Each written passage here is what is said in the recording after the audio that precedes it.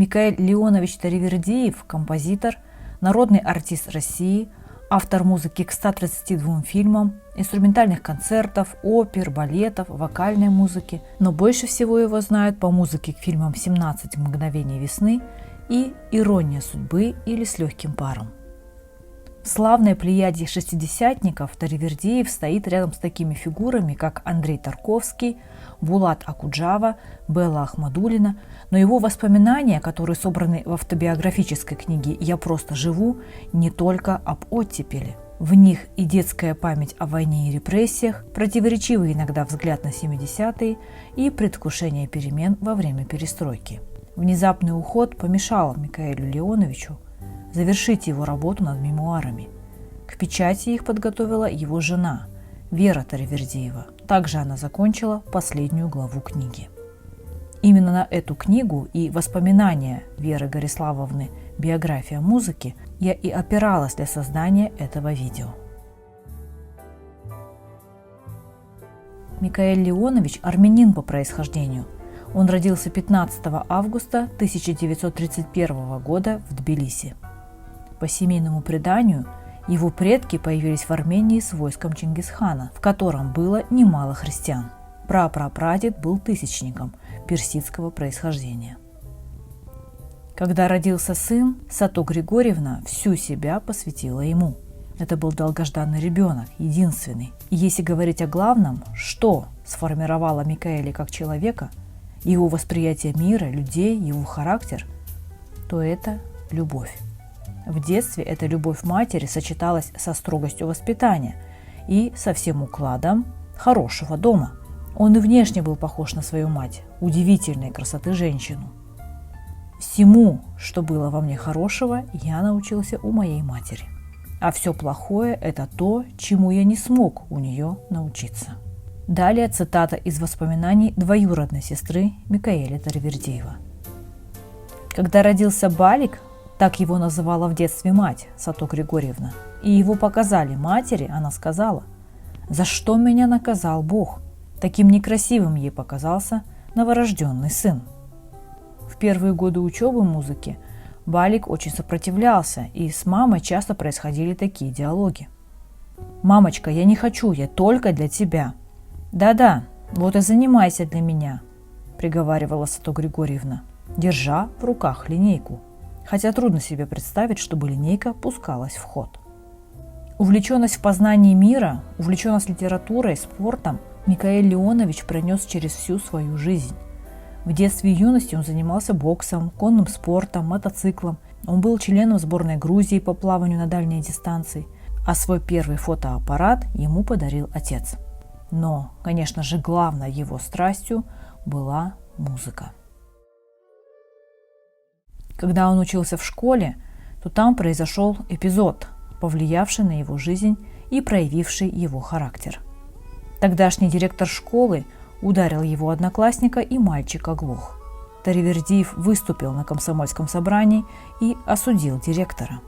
Директор позже вызвал Сато Григорьевну и сказал, цитирую: «Либо вы забираете его из школы, либо он вылетит из нее с волчьим билетом». Конечно, мама забрала его, и ему пришлось заканчивать последний класс в вечерней школе. Потом он поступил в Тбилисское музыкальное училище и окончил его за год. В 1949 году арестовали его отца. Несколько месяцев Сато Григорьевна с сыном скрывались, переезжая с квартиры на квартиру. Даже голодали. Микаэль Леонович начал давать частные уроки, чтобы заработать на жизнь. Позже он поступил в Ереванскую консерваторию, но сбежал из Еревана через 1,5 года. Как он позже сам написал в автобиографической книге, цитирую: «Розовый красивый город меня не принял». На самом деле Ереван стал серьезным испытанием. Этот город всегда отличался от солнечной, веселой, немного легкомысленной и очень артистичной атмосферы Тбилиси, который на протяжении многих лет был центром всего Закавказья. Культурный, человеческий уровень Тбилиси был совершенно другим. Тбилиси продолжал оставаться столицей со всем присущим этому понятию стилем. Ереван был проще, меньше, больше сконцентрирован на национальном.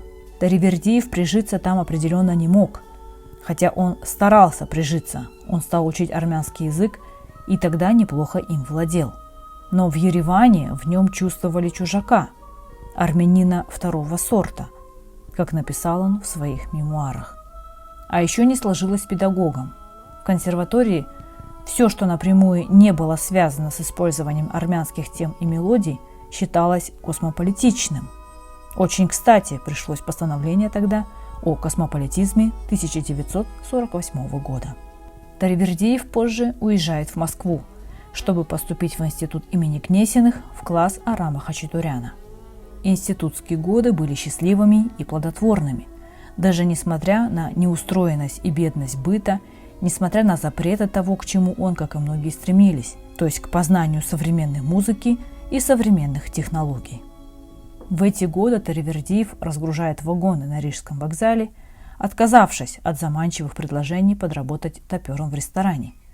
Он пишет первые свои вокальные циклы, которые впоследствии будут исполнять знаменитые певицы, знакомится с авгиковцами и начинает работать в кино. Таривердиев пришел в кинематограф рано и, казалось, случайно. Он неоднократно позже вспоминал и даже описал в своей книге появлением в институте имени Гнесиных ребят из ВГИКа, которые искали композитора для своей курсовой работы. Шла сессия, всем было некогда. Но жадный на новое Таривердиев был такому предложению страшно рад. Так он стал автором музыки к своему первому фильму «Человек за бортом». Главную героиню играла Людмила Гурченко, тоже студентка ВГИКа, но уже знаменитая тогда своей главной ролью в «Карнавальной ночи». Так завязались первые кинематографические связи. Так появился в жизни Таривердиева и Михаил Калик. Именно с ним рождается феномен его работы в кинематографе, и именно с дуэта Калик-Таривердиев в картине «Человек идет за солнцем» начинается подлинная популярность и востребованность его в профессии. За первыми работами последовали другие. Он заканчивает курсы звукорежиссеров, проходит с режиссером все этапы – сценарий, съемки, монтаж, запись музыки, сведение, перезапись. Кино стало для него лабораторией, способом жить творческой и профессиональной средой, а также способом защиты от академизма музыкальной среды. Таривердиев считался самым современным композитором, который свой современный имидж, как принято теперь говорить, строил на том, что его напевы, его мелодии были уже тогда ностальгией почему-то идеальному. Вокальные циклы, сочинения для органа, оперы, балеты, инструментальные концерты – все, что он написал, оставалось в тени. И далее по поводу этого хочу привести цитату его жены. Итак, в случае с судьбой Микаэля Леоновича есть одна сложность. Многие годы он был известен как автор музыки к фильмам, но дело в том, что кинематограф – верхушка его жизни. В его деятельности была и скрытая сторона. Он писал балеты, оперы, часть из них была поставлена, инструментальные концерты, органную музыку, вокальные циклы. Это то, что было мало известно людям, но составляло главный смысл его жизни. И этот главный смысл его жизни мне нужно было обязательно заявить.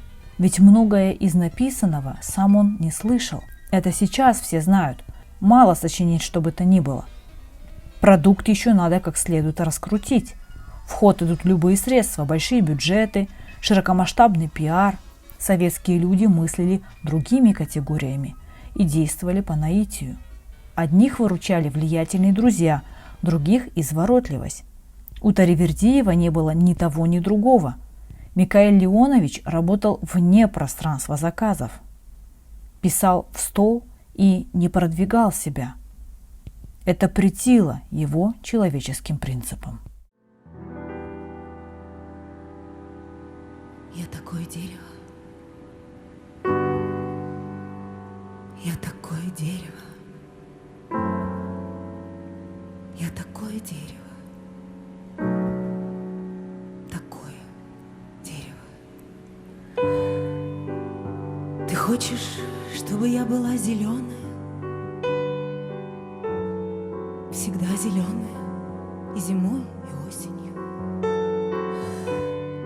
Ты хочешь, чтобы я была гибкой, как ива, чтобы я могла, не разгибаясь, гнуться, но я другое дерево. Я другое дерево. Я другое дерево. Другое дерево. Тогда же он встречает молодую Аллу Пугачеву. Он творит не только музыку, но и ищет способ ее нового произнесения. Далее хочу привести цитату Аллы Пугачевой. «Он вообще вывел меня на сцену. Девчонкой я спала на диванчике под репродуктором. Каждое воскресенье я слушала передачу «С добрым утром». И вот однажды я услышала песню Таривердиева «Я такое дерево». Мне было лет 15 тогда. Я просто заболела этой песней. Довольно странной и в то же время мелодичной. Он был одним из моих прародителей. Из тех, кто заставил меня подумать о том, что я что-то могу воспроизвести, а не только саккомпанировать. Так что мне захотелось самой изобразить что-то голосом. И потом тоже это веха в моем творчестве. Вокруг него столько певиц было интересных, а доверить партию главной героини в «Короле олене» почему-то он именно мне доверил. Он называл меня ребенком, как правило. Я была такой худенькой тростиночкой и достаточно чистым существом. Он говорил, что я ребенок из благородных мещан. Ему это очень нравилось и совпадало с его понятием о чистоте. И его чистые роли в кино нужно было озвучивать. Я озвучивала «Короля оленя» и «Иронию судьбы». И в том, и в другом случае героинями были чистые, любящие, ранимые, беззащитные, как дети внутри себя. И он почувствовал это во мне, хотя и разница в возрасте была. Мы работали с Пугачевой очень давно, это было очень много лет назад.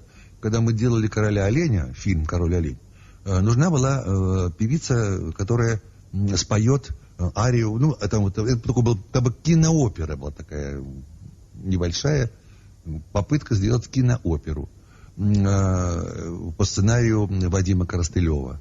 Ну и по сказке Готца, естественно.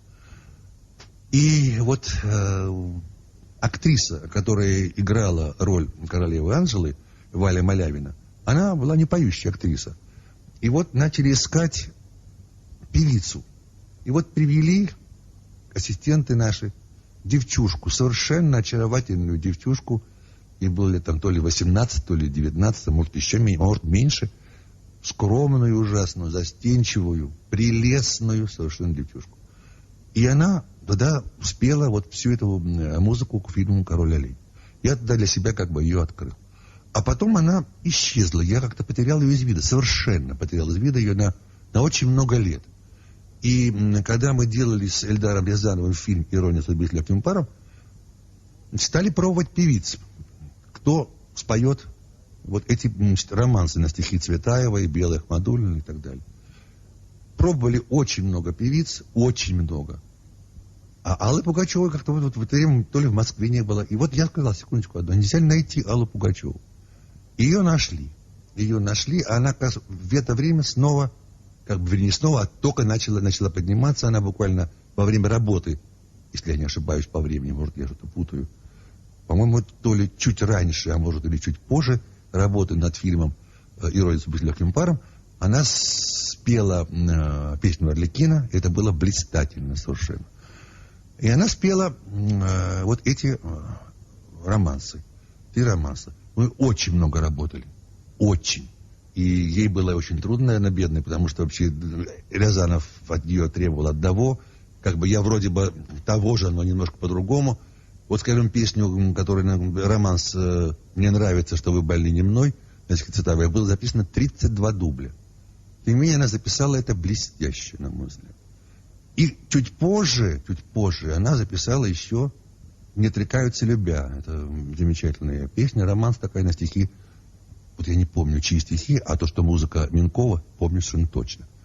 И получилось, что вот Пугачева как бы показала себя в 3 образах, в 3 ипостасях.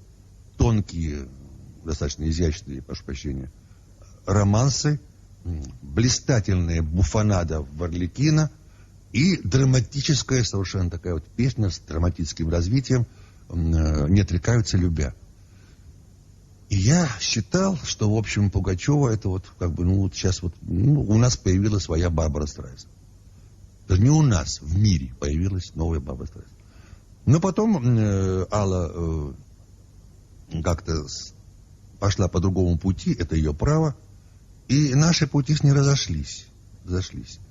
Что она хотела делать другое, любой человек имеет право. В общем, она как бы доказала свое. Но мне это уже было менее интересно. К сожалению, менее интересно.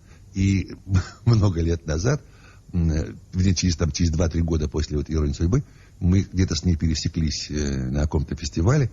Она подошла ко мне и говорит: Михаил Леонович, мне нравится, что вы больны не мной. Я говорю: Алла, ну ладно. Нет, 1 минуту. Она говорит: мне нравится, что вы больны не мной. Я говорю: Алла, я понимаю, все, я уже понял, это все понятно. Нет, мне нравится, что вы больны не мной. Считаю ее бесконечно талантливой певицей, которая нашла свой путь, и все. И я вспоминаю историю, когда мы вместе вот с ним записывали музыку к фильму «Ирония судьбы» с легким паром и записывали на студии Аллу Пугачеву, которая пела вот романс «Мне нравится, что вы больны не мной». Ну, главная баталия развернулась именно по поводу этой песни. Как ее писать, как ее решать и так далее. Очень мы с ним там ссорились. Но обаяние его столь велико, и всегда оно было столь великим, для меня тоже, что никогда мы с ним до конца эти ссоры не кончались полной ссорой. Всегда находились какие-то разумные, что ли, устраивающие обе стороны варианты. Вы знаете, я, честно говоря, много работал в кино, 80 художественных фильмов, это, конечно, много, в общем-то. Но вот 3 фильма я вспоминаю вот с нежностью и теплом, и работу над ними. Это вот работу с режиссером Львом Александровичем Кулиджановым над фильмом «Звездная минута». Вспоминаю работу с Лиозновой, Татьяной Лиозновой над фильмом «17 мгновений весны». И вот всегда вспоминаю с нежностью и теплом работу над картиной «Ирония судьбы» с легким паром. Мне было работать интересно, тепло, спорно, но хорошо. В музыке Таривердиев прописывает свой автопортрет. Не случайно на вопросы о его личной жизни он часто отвечал: «А я и есть моя музыка». Далее хочу привести цитату Эльдара Рязанова. В 1981 году мы с Эмилем Брагинским сочиняли сценарий фильма «Вокзал для двоих». Разрабатывая сюжет, я вспомнил и рассказал Эмилю историю, которая вроде бы произошла с Микаэлем. Он был тогда молодым человеком. Говорили, что Таривердиев ехал в машине с любимой женщиной, актрисой. Он сидел на пассажирском сидении, а актриса была за рулем. Было темно, и их машина сбила человека насмерть. Когда к месту несчастного происшествия прибыла полиция, Микаэль, спасая возлюбленную, сказал, что за рулем сидел он. Ему грозил суд, может быть, тюрьма. Эта история и толкнула нас с Эмилем на сочинение сценария «Вокзал для двоих». Недаром там профессия главного героя – пианист. Может, всего этого в действительности не было? Или было не совсем так, или совсем не так, не знаю. Я никогда не выяснял, как было на самом деле. Возможно, это была всего лишь легенда. Но подобную легенду сочиняют далеко не о всяком. Кстати, эта история действительно была в жизни Микаэля Таривердиева. Речь идет о его романе с Людмилой Максаковой, в которую он был влюблен. Роман этот закончился трагически. Они ехали в машине ночью, она сидела за рулем его машины, из кустов выскочил прямо под колеса человек. Микаэль Таривердиев пересел за руль и взял ответственность за случившееся на себя. Человек погиб. Начались судебные разбирательства. Дело передавали из инстанции в инстанцию. То, что во время судебного разбирательства нужно было находиться за решеткой, его просто убивало. Процесс длился около 2 лет. В результате его осудили. От тюрьмы его спасла амнистия. В один из критических моментов, когда решалась судьба дела, Максакова уехала из Москвы. У него отнимались ноги. Отношения с Максаковой он порвал, хотя это стоило ему огромных душевных усилий. Эта история перевернула его мир. Он столкнулся со смертью, пусть не по своей вине. Весь мир как будто отдалился от него, а он от мира. Самым страшным, непереносимым для него было унижение и предательство. Мог ли он поступить по-другому? Нет, не мог. Это его поступок, исключительно его. После этой истории он отдаляется от друзей, да и компании изменились. Каждый начинает жить сам по себе. Кто-то, как и он, уходит в свое одиночество. Кто-то выстраивает карьеру. Нет, он не перестает любить и восхищаться своими многочисленными, теперь уже знаменитыми друзьями. Но он проводит черту между собой и внешним миром. Пик популярности Микаэля Таривердиева приходится на 70-е годы.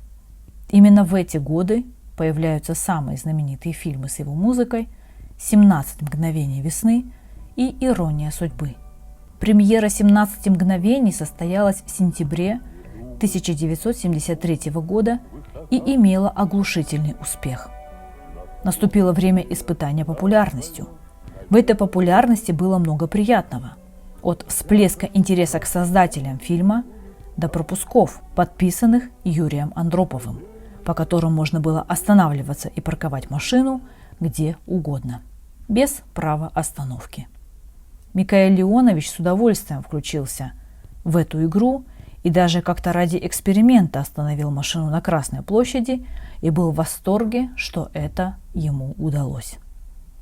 Но радость от успеха кончилась быстро и трагично, с приходом в Союз композиторов телеграммы, подписанной Фрэнсисом Леем.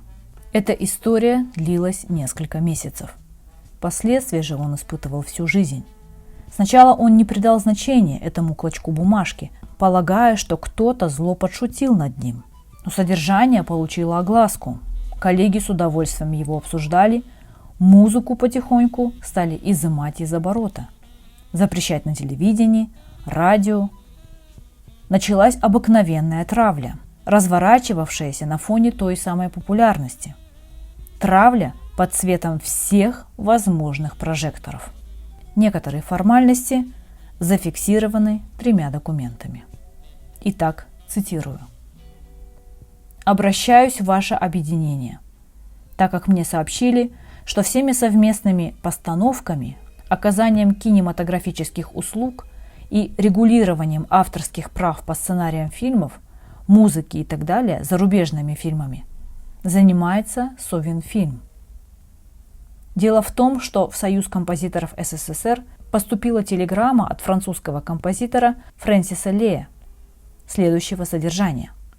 «Счастлив успеху моей музыки в вашем фильме. ТЧК Фрэнсис Лей». Как вам известно, я написал оригинальную музыку к телевизионным сериям фильма «17 мгновений весны», и якобы телеграмма касается именно этой музыки. Прошу по вашим каналам уточнить, в действительности ли названная телеграмма принадлежит Фрэнсису Лею. 22 октября 1973 год. Ответ от 31 октября. Уважаемый товарищ Таривердиев, Совинфильм по вашей просьбе обратилась к президенту французской фирмы Firmament Film Production господину Шейку с просьбой связаться с композитором Фрэнсисом Леем по телефону, так как он в настоящее время находится в США, и зачитать ему текст телеграммы, переданной вами объединению. Телеграмма возмутила Фрэнсиса Лея, и он заявил, что никогда не посылал телеграммы Союзу композиторов СССР. Фрэнсис Лей просил, чтобы Союз композиторов СССР обратился к нему официально, и тогда он заявит о своем протесте по случаю вышеуказанной провокации. Господин Шейка направил объединенную телеграмму, которую мы вам передаем. Далее цитата из телеграммы, пришедшей из Канн. Фрэнсис Лей заявляет, что он никогда не посылал телеграмму в Союз композиторов в Москве. 30 октября 1973 год. Атару Тинеишвили, который помог случиться развязке этой истории, Микаэль Леонович был чрезвычайно благодарен, но эта история с телеграммой стала для него драматическим уроком. Он узнал цену популярности. Это разочарование было глубоким, оно коснулось чего-то для него очень важного. Нет, не реакция профессионального сообщества, разыгравшего эту карту, задела его больше всего, а способность людей, для которых он писал, к которым обращался, реагировать таким образом, присоединиться, стать также участниками травли. Ни один из многочисленных концертов в течение нескольких лет не обошелся после без вопроса: а правда ли, что вы украли музыку? Верно ли, что государство заплатило за вас? В своей книге, завершая рассказ об этом эпизоде своей жизни, он написал: «С тех пор не люблю публику». И через какое-то время, не сразу, постепенно, он и вообще отказался от концертных выступлений. История с телеграммой, которая в результате подверглась экспертизе и было выяснено, что она напечатана на машинке с латинским шрифтом, шутка. Многие считают, что авторство этой шутки принадлежит Никите Богословскому. Она имела международную огласку. Можно было этим воспользоваться, уехать и прожить совсем другую жизнь с другим градусом востребованности, профессиональной и человеческой защищенности. Тем более, что его провоцировали. И он думал об этом, но принять решение не мог. В этой стране осталась бы мама, отец, сын. Он хорошо знал, какими будут последствия для них, если он уедет.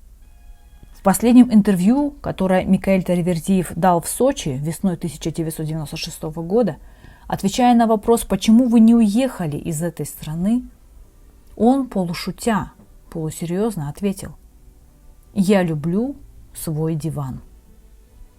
Дом был для него не просто адресом, не просто местом прописки или местом вложения своих средств. Дом придавал, создавал форму его личной, частной жизни, которая, может быть, и есть главная форма жизни людей. Главное условие его жизни в любом пространстве – это порядок. Когда-то Родион Щедрин написал во вступительной статье к музыковедческой книге о Таривердиеве следующие слова, цитирую: «Он до чрезвычайности любит порядок. Побывав у него дома, я почувствовал, что так, наверное, мечтал жить всю жизнь, хотя не прожил ни одного дня. При этом удивительное и редкое чувство уюта». А Микаэль Таривердиев прожил так всю свою жизнь. Он не понимал людей, которые могут существовать в беспорядке, не убирать квартиру каждый день, разбрасывать вещи, у каждой из которых должно быть свое строго отведенное место. Далее продолжает цитировать жену: «Мне, как любительнице заваливать письменный стол бумагами и по возможности ни с чем из них не расставаться, доставалось от него по этому поводу часто. Сам он не мог сесть за письменный стол, не приведя его в образцовый порядок. В определенном месте должны находиться карандаши, ластики, чистая нотная бумага и, конечно же, электрическая точилка, предмет его обожания. Как все, что движется, сверкает и имеет механическую или электронную начинку. Он окружал себя вещами, ценность которых никогда не определялась денежным выражением. Было важно их соответствие его внутренним представлениям об уюте, комфорте, их согласованность друг с другом. В музыке это называется ансамблем. Микаэль Таривердиев был во всех смыслах свободным художником. У него не то, что не было трудовой книжки, он даже не знал, что они бывают. Но работал он много. 4 оперы, 3 балета, несколько томов органной музыки, более чем 100 романсов, концерты для скрипки, альта, музыка более чем к 130 фильмам и многое другое. Как-то один врач обратил внимание на его руки и отметил: У вас руки рабочего человека.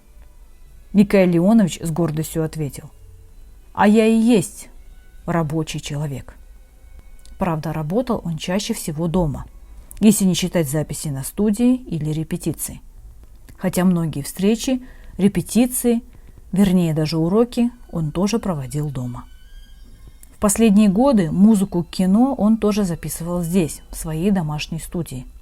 Инструменты, магнитофоны, компьютеры, пульты, все время растущая библиотека, часть из которой мы были вынуждены вынести вместе с полками в общую с соседями прихожую, рукописи. И были причиной таких реплик, как «это не дом, это декорация Мосфильма». Мы мечтали о спальне и большой кровати, но еще одной комнаты для этого не было. Метраж – это не пространство.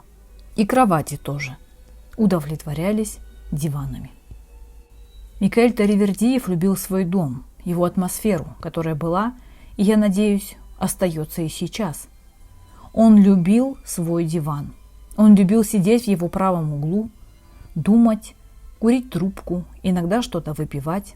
Не любил пить из неправильных бокалов. Напитки в этом случае теряли для него вкус. В 1986 году Таривердиев был в Киеве и Чернобыле. Он выступал перед теми, кто работал на тогда еще не прикрытой до конца саркофагом Чернобыльской АЭС. Он не собирался ничего писать по этому поводу, но Чернобыль стал той трагедией, которую он видел и не смог пережить. Поэтому через полгода после этой поездки симфония для органа «Чернобыль» появилась сама собой. Вот что он писал через некоторое время после поездки. Цитирую. «Мы едем в сторону станции. Стоит ранняя осень. Деревья покрыты золотом и багрянцем. Чисто выбеленные хаты, огромные неубранные тыквы в огородах возле аккуратных деревенских домиков. Где-то раскрыты окна, как будто в этих домах кто-то живет. Детские игрушки в палисадниках и тишина. Какая-то ненормальная тишина. Я не могу сначала понять, почему она такая. Потом понимаю. Птицы молчат. Их просто нет. Совершенно пустое огромное небо, обочины, покрытые пластиком, надписи, внимание, радиоактивность. Навстречу нам мчатся бронетранспортеры с людьми в защитных масках. Все это напоминает поразительное предвидение Андрея Тарковского в фильме «Сталкер». Но это был уже не фильм, это была жизнь. Небо темнеет, на фоне сгущающихся сумерек проступает силуэт разрушенного реактора, почти вскрытый возведенными стенами саркофага. Странно, но ощущения опасности нет. И только на обратном пути от станции появляется нечто странное, говорящее о том, что опасность все-таки есть, просто ее не видишь. Она растворилась в теплом вечернем воздухе. Нас, как и всех, останавливают, проверяют степень зараженности. Датчики зашкаливают и звенят. Впечатление, которое я вынес из этой поездки, было оглушительным. Поначалу я даже не предполагал, что оно окажется таким сильным. Как будто я сам стал частью этой зоны. Как будто подвергся какому-то облучению. В моей жизни появилась новая точка отсчета. Не знаю почему, но то, что произошло в Чернобыле, связалось во мне с тем, что произошло с американским космическим кораблем «Челленджер». Может быть, потому, что мы впервые смотрели эти кадры из Америки в прямом эфире. В моей жизни появилось ощущение, что время конца света наступило. Апокалипсис сегодня. Вы ждете огненный дождь, который прольется на землю? Вот он уже идет. Я не собирался ничего писать о Чернобыле. Весной 1987 года симфония для органа появилась во мне сама. Она пришла сразу, целиком. У меня было такое ощущение, как будто я всего лишь приемник, который уловил эхо какой-то волны.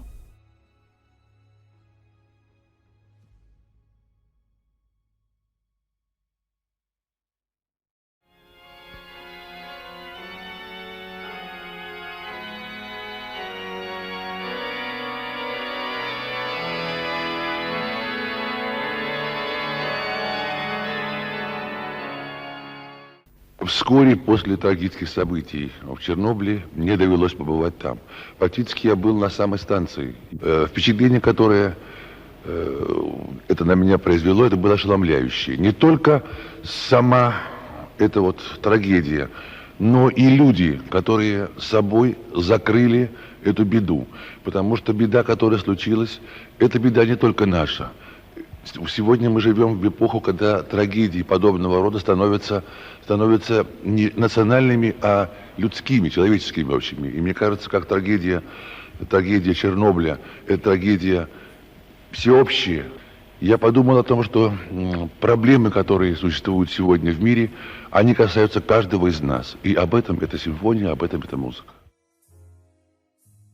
В лондонском королевском госпитале ему сделали операцию на сердце. Аортальный клапан, который был разрушен, заменили искусственным. Теперь он с присущим ему чувством юмора говорил: «У меня железное сердце, гарантия 40 лет». И с мальчишеской страстью ко всякого рода техническим новшествам добавлял: «Из обшивки шаттла».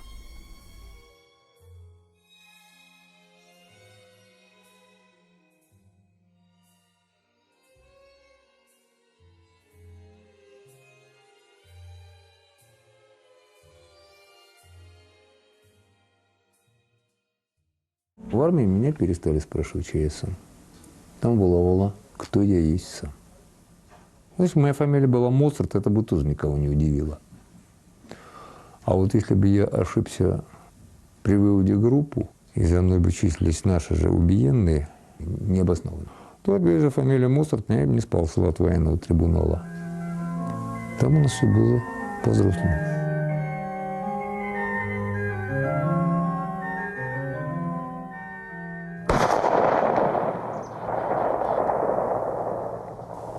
Я пересек границу 27 декабря. В 84-м, когда закончил. Богом проклятый выпуск. Так нас прозвали. Мы понесли ужасные потери. Да. Наш выпуск. 7 убитых, пропавших без вести. Не дырявых практически нет ни одного. Дырявые все. Нам было по 20. У нас был экспериментальный выпуск, нас всех брали с войск. Я затрудняюсь сказать, сколько раз я был ранен. Нормально в госпитале лежал 2 раза. Один раз просто меня пострелил снайпер в ногу. 4 месяца лежал в бурде. Он мне по костям попал. Меня списали. И я не должен был вернуться обратно. Я всеми правдами и неправдами начал добиваться того, чтобы вернуться обратно. В свой собственный батальон. Это для меня было важно.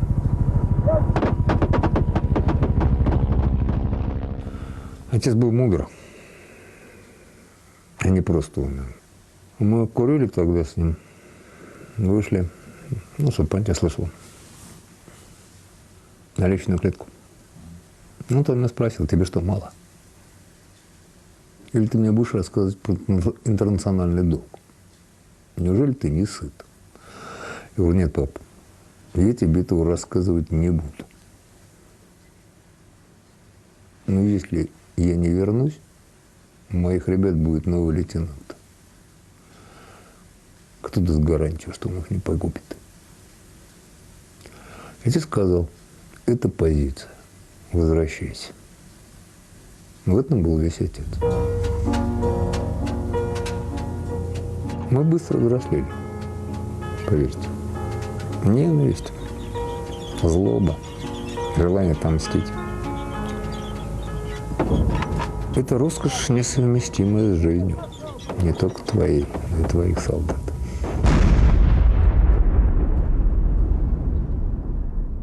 Зато это равно, как вам сказать, оно сразу учит спокойнее относиться к их трупам. Надо. Вот все.